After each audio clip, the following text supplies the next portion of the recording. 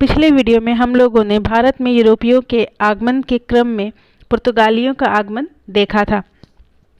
हमने पढ़ा था कि 1498 में वास्को डी गामा नामक पुर्तगाली नाविक भारत आता है और 60 गुना मुनाफा कमाता है और 1661 तक भारत में पुर्तगाली रहते हैं।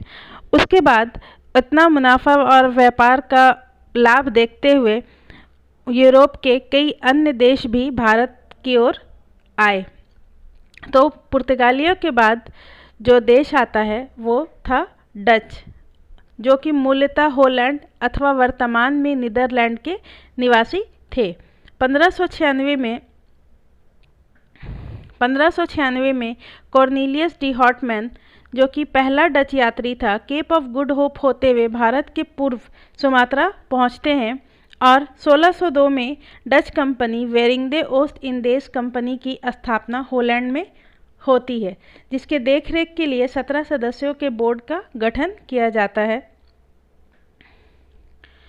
तो जो ये कंपनी का स्थापना होता है, इस कंपनी को डच संसद ने काफ़ी सारे अधिकार दिए होते हैं, जैसे युद्ध करने का, संधि करने का, इलाके जीतने का, किले बनाने का अधिकार जो है डच संसद ने इन्हें दिया होता है। पर मुख्यतः जो अधिकार होता है, जो सारा पावर्स होता है, शक्ति जो होती है, वो डच सरकार के हाथ में होती है, कंपनी के हाथ में नहीं होती है, जो कि बाद में डचों के पतन का कारण हो जाएगा।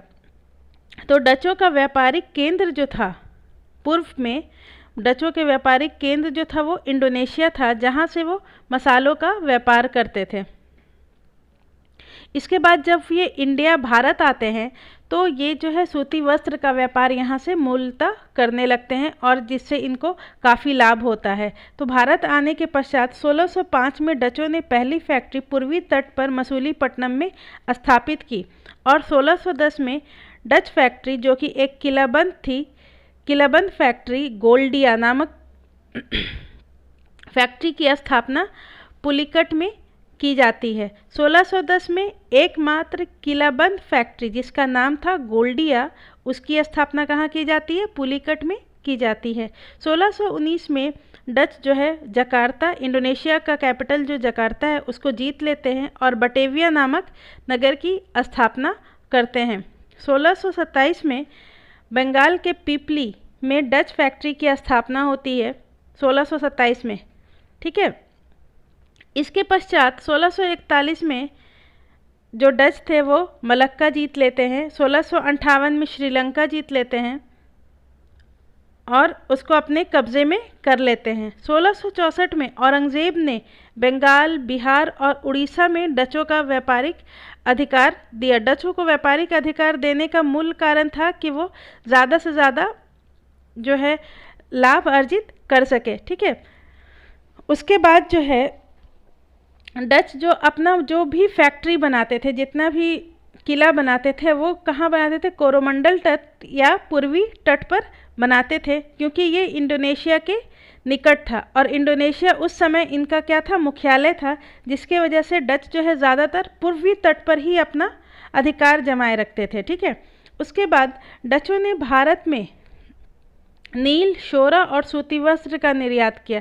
यहाँ से वो जो है सबसे ज़्यादा इसी का व्यापार करते थे, जिससे इनको काफ़ी ज़्यादा भारत से लाभ प्राप्त होता था। इसके पश्चात डच कंपनी का पतन का जो कारण था वो ये हो गया कि सबसे पहला कि नियंत्रण जो है सरकार के हाथ में थी, और दूसरा कि जब एकाधिकार की बात हुई और जब कंपनी अपना विस्तार करने लगा तो उसके सामने एक प्रतिस्पर्धा शुरू हो गई इनके और अंग्रेज़ों के बीच में, जिसके कारणवश 1759 में अंग्रेज़ों और डचों के मध्य एक बेदारा का युद्ध होता है और डच पराजित हो जाते हैं।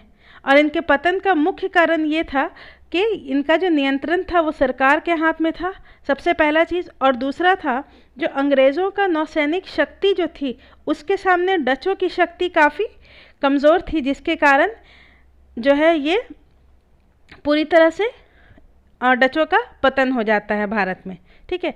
तो ये था डचों के बारे में। अब इसके बाद हम लोग ब्रिटिश ईस्ट इंडिया कंपनी, जो कि ब्रिटिश को का आगमन होता है उसके बारे में हम लोग देखेंगे। तो